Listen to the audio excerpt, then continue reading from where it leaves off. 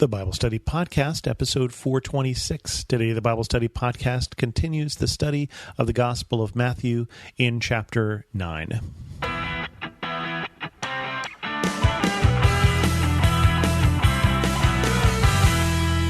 Welcome to the Bible Study Podcast. I'm your host, Chris Christensen.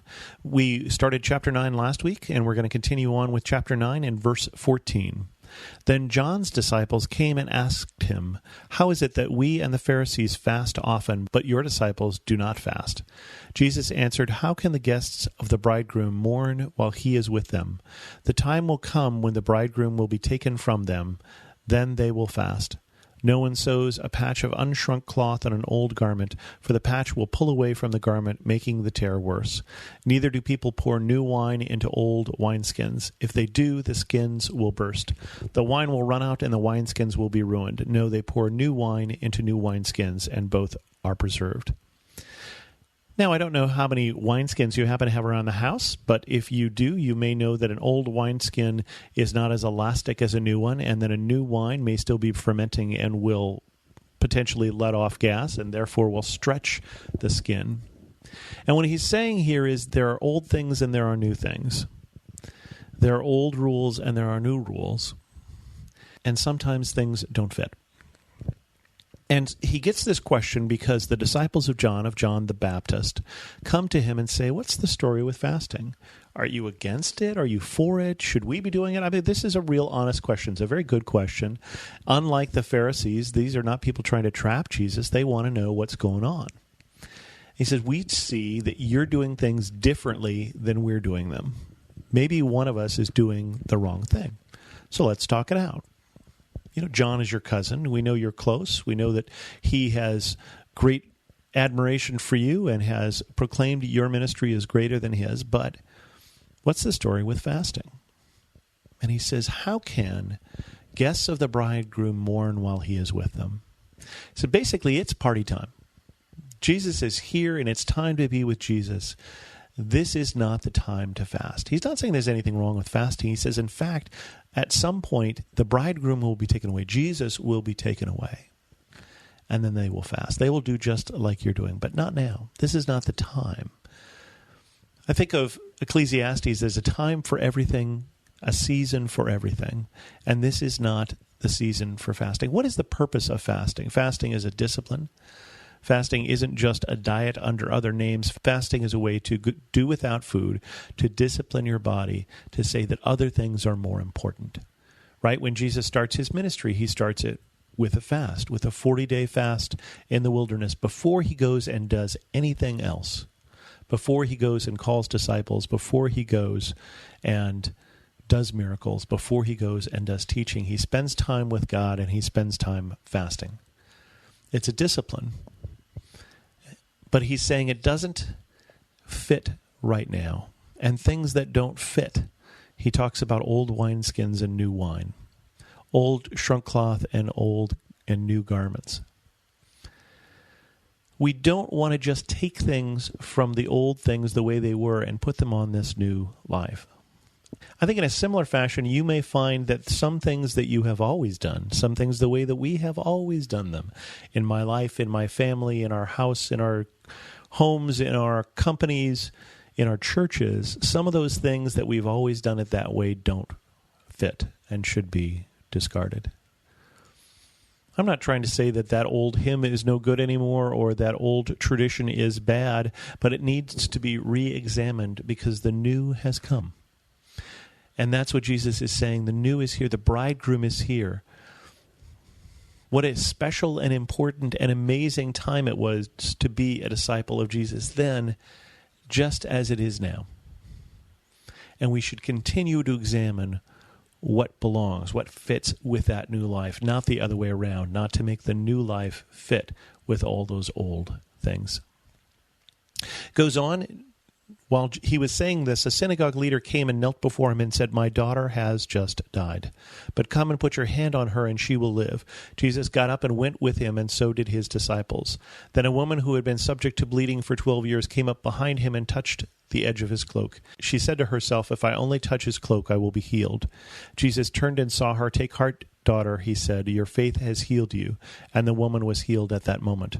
When Jesus entered the synagogue leader's house and saw the noisy crowd and people playing pipes, he said, go away. The girl is not dead, but asleep. But they laughed at him. After the crowd had been put outside, he went in and took the girl by the hand, and she got up. News spread through all that region. Now, it's interesting, that's a slightly different version of this than we have in the Gospel of Luke. In the Gospel of Luke, we get Jairus, the name of the synagogue leader, which we don't get told in Matthew, comes and says, my daughter is sick. And that while he is on the way, he gets news that the daughter has died. And still goes, and all of the rest is the same. He goes and he raises the daughter. And the people laugh at him because he says that the daughter is still sick. And he raises her and brings her back to life. But the interesting thing with the difference between the two stories is that there's an urgency in the way that Luke tells the story, and there's that interruption of that other woman. Right? Can you think about that? While Jesus is on the way to deal with a girl who is dead or near death, this other woman comes and interrupts the whole thing. And all that she's doing is trying to get healing for herself, and all she does is she sneaks a touch to Jesus. Now, why does she sneak a touch? Remember, she has bleeding. If you are a woman and you're living under Old Testament law, if you have bleeding, for instance, from your menstrual period, then you are unclean. You're unclean until that passes. This is a woman who has been bleeding for 12 years. She has been unclean, untouchable for 12 years. To touch her is to become unclean. Remember that thing we talked about last week with why are you hanging out with sinners? Because Jesus knew that when he touched their lives, that they changed and not him. His understanding, too, with this woman is not that it's a bad thing that she touched him, that he became unclean, but she touched him and she became clean. She became healed. But he stops and says, take heart, daughter, your faith has healed you. He stops and acknowledges this woman. Or in the other version, the version from the other Gospels, he says, who touched me? And she has to fess up. But he calls her out publicly and says, this woman who we've known is unclean, this woman who has been isolated for 12 years, this woman is now healed, this woman is now whole, this woman is now restored to community. You're healed because of your faith. Now, the synagogue leader also had faith. In Matthew's understanding of the story, Matthew's recollection of the story, he had faith enough to say, even if she's already dead, she's dead or near dead, but you could heal her. I know you. I've heard about you. It's interesting because we keep hearing about the Pharisees and the teachers of the law and how they're plotting for Jesus. And who knows, maybe this was even one of those people. But all of that is laid aside if he was when his daughter gets sick. He knows what's important, and his daughter is important. And so he goes to his only hope. He goes to Jesus. Whether he is someone who believed in Jesus before or is someone who believes in Jesus out of desperation, he has seen what Jesus can do. Maybe he's seen Jesus heal on the Sabbath and he's not sure about that. Maybe he has no problem with that. We don't know. But he knows what Jesus can do, and he says, you, Jesus, you could heal her. Even if she's already dead, you could heal her. And despite this interruption that slows him down, that possibly lets the child die if she isn't already dead, he ends up at the house, tells the people she's just asleep. One of the things, I was just in Spain, I was just in Portugal, and one of the things I like about the Spanish language has two forms of the word to be. I can say I am, yo soy, and I can say I am right now, yo estoy. So when I say I'm hungry, I use I am right now, because it's not a permanent thing.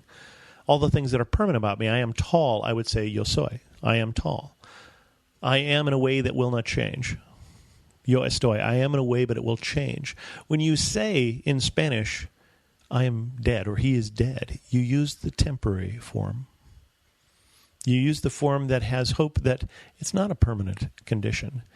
And Jesus looks at this girl and says, it's not a permanent condition. She's just asleep. And he wakes her up. He brings her back to life. He restores her to her family. whatever situation you find yourself in right now, even a fatal disease, even unforgiven sin, even broken relationships, Jesus looks at it and says, it's not a permanent condition. It's not something that can't be changed. And that's what Jesus brings into our lives, is change into those things that can be changed and change into those areas that we're pretty darn sure can't be, that look pretty permanent to us.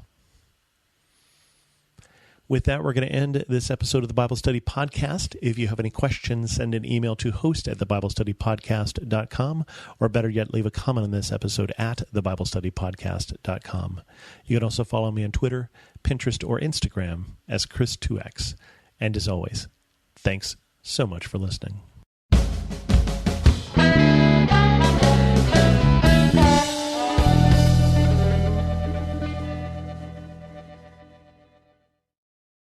I'm Dr. Lauren DeVille, a practicing naturopathic physician in Tucson, Arizona. In my podcast, Christian Natural Health, my guests and I discuss topics ranging from nutrition, sleep, hormone balancing, and exercise to specific health concerns like hair loss, anxiety, and hypothyroidism. I'll also interweave biblical principles as they apply throughout the podcast, because true health is body, mind, and spirit. Listen to Christian Natural Health for free at lifeaudio.com or on your favorite podcast platform.